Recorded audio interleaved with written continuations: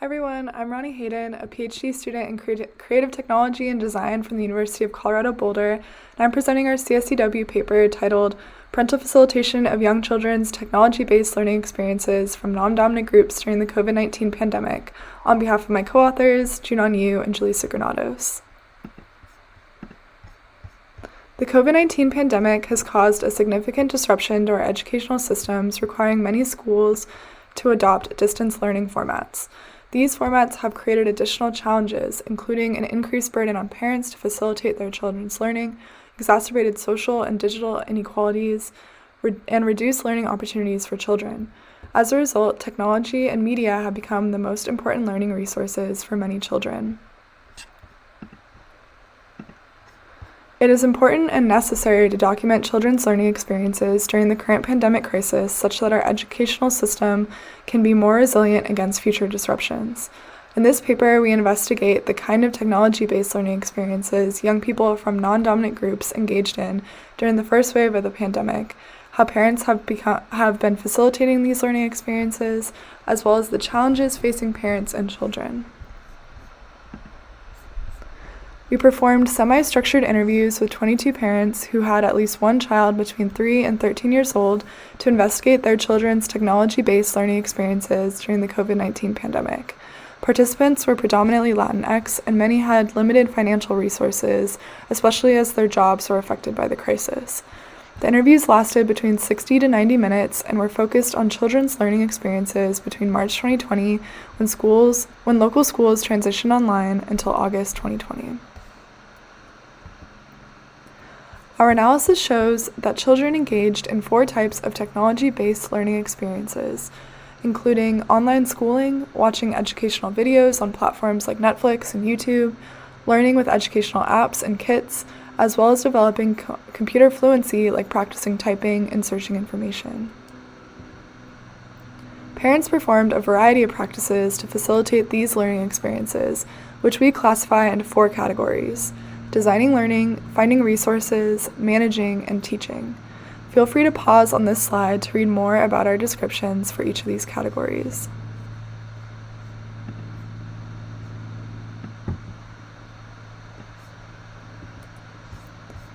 Under the category of designing learning, parents design learning experiences for their children, such as creating learning tasks, encouraging children to do learning activities, and helping children review what they have already learned. We also identified 3 parental intentions for designing learning experiences: to help children learn and become more prepared for future schooling, to keep children occupied and busy because parents needed to work, and to help children become independent learners. In finding resources, parents explored, obtained, and coordinated learning resources for children, such as asking older kids to support their younger siblings, coordinating one computer between multiple people, and investigating which educational apps and videos would be best for their children. In managing learning, parents managed their children's time and energy for learning, monitored and tracked their learning process, and regulated their interactions with media. For example, parents shared that they helped their young children adapt to distance learning because some kids believed they no longer needed to attend their online classes. Others closely observed their children's participation in online classes and helped discipline their children's in-class behaviors, or sat down together with their child to help them stay focused or navigate through online learning tools. For teaching, parents provided guidance and instructions on learning activities for children, such as sitting in children's online classes and translating class activities for them, teaching new knowledge to children, and demonstrating how to operate learning tools. We also identified various challenges facing parents and children for distance learning, which are centered around young children's lack of independence during online classes, the reduced quality of online learning, unrealistic expectations from teachers about what parents and children could do during the pandemic, the lack of interaction between teachers and children, and the lack of necessary technology at home and/or financial resources to support children's distance learning.